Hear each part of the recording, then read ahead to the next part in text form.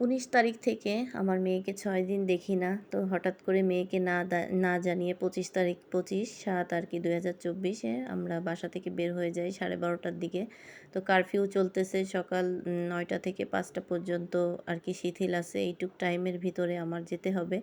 তো আপনাদের ভাইয়া হচ্ছে 12টা বাজতে যখন 10 মিনিট বাকি দুপুরবেলা আমি সব রান্নার আয়োজন করে রাখছি। এই মুহূর্তে বলতেছে, "চলো মেয়েকে দেখে আসি, খুবই খারাপ লাগতেছে। আর তুমিও খুব ছটফট করতেছো আমি বুঝতে পারছি। এইজন্য তোমার মনটা খারাপ।" আসলে সে বোঝে, আর সেও তো বাসায় রইছে এই কয়দিন।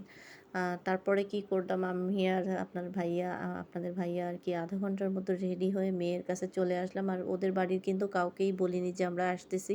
আপনাদের ভাইয়া সবসময় এমনটা করে, মেয়েকে কখনোই বলতে চায় না। আরে দেখেন, মেয়ের বাসায় কিন্তু চলে আসছি। আর এগুলো সব মেয়ের বাড়ির ভিডিও। আর এই আমগুলো কিন্তু 12 মাসি আম। সবসময় এই আমটা থাকে ওদের গাছে। পাকা আম শেষ হয়ে গেছে, এখন এই গাছটাতে আম ধরেছে।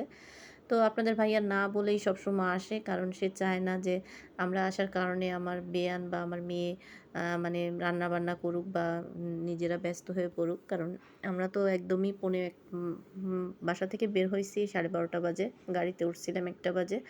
তো আর এই তো কাগজি লেবুগুলোও অনেক সুন্দর, মাশাআল্লাহ অনেক বড় বড় হয় এই গাছের লেবু। এটাও কিন্তু 12 মাস হয়। আর তো আমি তো না আপনাদের ভাইয়াকে খুব রাগ করতেছিলাম। বাসে উঠছি তখনও বলছি যে, "অন্তত মেয়ে জামাইকে বলো।" তা বলতেছে যে, "না, আমার মেয়ে এমনিই অসুস্থ। আমি চাই না আমার মেয়ে কোনো ব্যস্ত হয়ে যাক আমাদের জন্য। গিয়ে তারপরে মানে মেয়েকে সারপ্রাইজ দিব।" সবসময় এইটা করে আপনাদের ভাইয়া। তো আমরা তো রওনা দিয়ে 1টা বাজে রওনা দিয়ে প্রায় কয়টা 4টা বাজে পৌঁছায় গেছিলাম। আর এই তো আপনাদের ভাইয়া হচ্ছে বেয়াই গাছের কাঁঠাল পাড়ছে নিজে হাতেই। বা কাঁঠালটা ছোট, মানে বড় গাছ, কিন্তু এই কাঁঠালগুলো নিচেই হয়েছে। আর মাশাআল্লাহ দেখেন কাঁঠালগুলোর সাইজ, আর কাঁঠালটা কিন্তু বেশ মজার।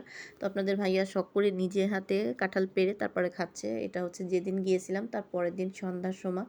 তো মেয়েকে না জানিয়ে হঠাৎ করে চলে আসছি, এসে দেখি মেয়ে ঘুমাচ্ছে। ও তো আমাদের দেখে খুবই অবাক হয়ে গেছে। আর আমার মেয়ের জন্য আমার ভীষণই খারাপ লাগে। সারাদিন তো আমরা ভিডিও কলে কথা বলি, কিন্তু বাংলাদেশে তো একটা সবাই জানেন যে কোটা সংস্কার আন্দোলন চলছে। এই আন্দোলনের কারণে কিন্তু ইন্টারনেট অনেক দিন অফ ছিল। তারপরে যাও একটু নেট আসছে, একদমই স্লো। তো আমার বাসায় কিন্তু ওয়াইফাই আছে, কোনো কাজ করতেছিল না। আমি যে ইমো চালাবো, আমার ইমোও ছিল না। তো পরবর্তীতে ইমো ইনস্টল করব যে, সেটাও কাজ করতেছিল না। পরে কি করব, মেয়ের বাসায় চলে আসছি। ওকে না দেখলে তো একদমই খারাপ লাগে। আর আমরা যেদিন চলে আসবো, আমাদের বেয়াই কিন্তু বিশাল বড় একটা মানে এটা হচ্ছে সিলভার কাপ মাছ বলি, জানি না কে কী নাম বলেন। আমরা হচ্ছে এটা সিলভার কাপ মাছ বলি। তাই এটা মানে 4.5 কেজির বেশি ছিল মাছটা। মাছটা কিন্তু একদমই তাজা। আর আপনাদের ভাইয়া হচ্ছে মাছটা ক্লিন করতেছে। তো বেয়াই হচ্ছে রোদের ভিতরে আসছে মোটরসাইকেল নিয়ে। তো সে হচ্ছে রেস্ট নিচ্ছে। আর আপনাদের ভাইয়া ফ্যানের নিচেই, রান্নাঘরেই ফ্যান লাগানো আছে, তো এখানে বসে আপনাদের ভাইয়া আঁশ ছাড়াচ্ছিল। তো বেয়াই তো খুব রাগ করতেছিল, বলতেছিল আপনার করা লাগবে না। আসলে দুই বেয়াইয়ের ভিতরে খুবই মিল, তারা খুবই আনন্দ করে। আমার মেয়ের শ্বশুরবাড়িতে আপনাদের ভাইয়া আসলে তাকে তো খুঁজেই পাওয়া যায় না। দুই বেয়াই মানে মোটরসাইকেল নিয়ে ঘুরতে বের হয়ে পড়ে। আর এই তো আমার বাম পাশে হচ্ছে বেয়ান রান্না করতেছে, ভাত বসিয়ে দিয়েছে মাটির চুলায়। আর ডান হাতে হচ্ছে, মানে ডান পাশে হচ্ছে আমার বেয়াই মাছ কাটতেছিল, আর আপনাদের ভাইয়া বসেছিল। আমরা 4 জনে মিলে গল্প করতেছিলাম। আর আমার মেয়ে কিন্তু ঘরে শুয়েছিল।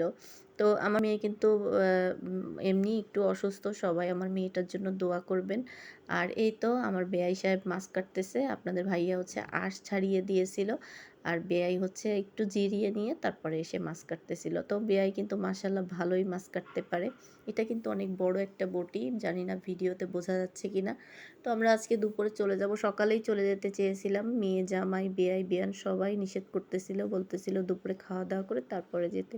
তো খাওয়া দাওয়ার পরে হচ্ছে মেয়ে জামাই আমাদের বাসে তুলে দিয়েছে। এবার গাড়ি নিয়ে যাইনি, কারণ মেয়েকে আনতে চাইছিলাম। মেয়ে হচ্ছে গাড়িতে উঠতে পারে না, মাইক্রোতে। তো চাইছিলাম যে ওকে নিয়ে আসবো, এই জন্য বাসে করে গিয়েছিলাম। কিন্তু মেয়ে তো আসলো না। আসলে এই পরিস্থিতির ভিতরে আব্বু বলতেছিল, মানে আমার মেয়ে জামাই বলতেছিল যে একটু স্বাভাবিক হোক, আর তারপরে হচ্ছে আমরা ঢাকাতে যাব, কারণ এখন পরিস্থিতি খুবই ভয়াবহ। বাস যেগুলো চলে আসলে আমরা তো টিকিটই পাই না, এমন অবস্থা। অনেক কষ্ট করে মানে আমরা আসছি। তারপরে আর কি করার, মেয়েকে তো আর কষ্ট দেওয়া যায় না। আমি তারপরেও বাবাকে বলে আসছি, মানে আমার আব্বুকে বলে আসছি যে যদি পরিস্থিতি ঠিক না হয় আমি আবারও আসব। আর মা তো মেয়ের জন্য ছটফট শুরু হয়ে যায় কিছুদিন না যেতেই।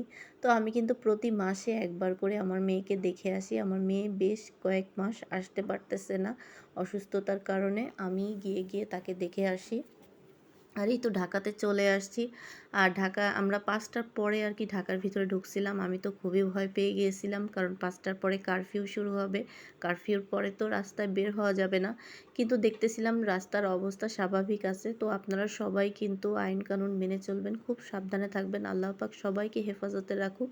আর যখন কারফিউ শুরু হবে তখন কিন্তু বাসা থেকে একদমই বের হবেন না। সবাই ভালো থাকবেন, সবাই সবার জন্য দোয়া করবেন। আর এই পরিস্থিতিটা যেন তাড়াতাড়ি সমাধান হয়ে যায়, সেই দোয়া করে আজকের ভিডিওটা শেষ করতেছি। সবাই ভালো থাকবেন। আল্লাহ হাফেজ।